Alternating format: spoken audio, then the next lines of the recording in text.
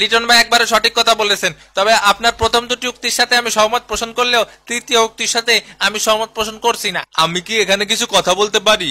জি জি ভাই, নিজের পরিচয় দিয়ে শুরু করেন। আমি হলাম নিউজিল্যান্ডের বর্তমান ক্যাপ্টেন টম লাথাম। কি ভাই, কারে লাথম? Tom Latham. আপনারা লাথম। তো ফ্রেন্ডস, আপনারা যেমনটা দেখতে পাচ্ছেন আমাকে লাইভের ভিউজে কিন্তু অনেক রিচ পাচ্ছি আমরা। লাইক এবং ফলো করে আমার শেয়ার করে দেবেন। আমি বেটা, বাংলাদেশের সিরিজ খেলতে আসছোস নাকি নিজের ফেসবুক পেজ প্রমোট করতে আসছোস? ভাই, দুইটাই এক ঢিলে দুই পাখি। আসলে ভাই সবাইরে দোষ দিয়ে তো লাভ নেই। সমস্যা হচ্ছে যে মাঠে মিরপুরের পিছে আমাদের মধ্যে কোনো সমস্যা নেই। আমরা ওয়ার্ল্ড ক্লাস টপ প্লেয়ার।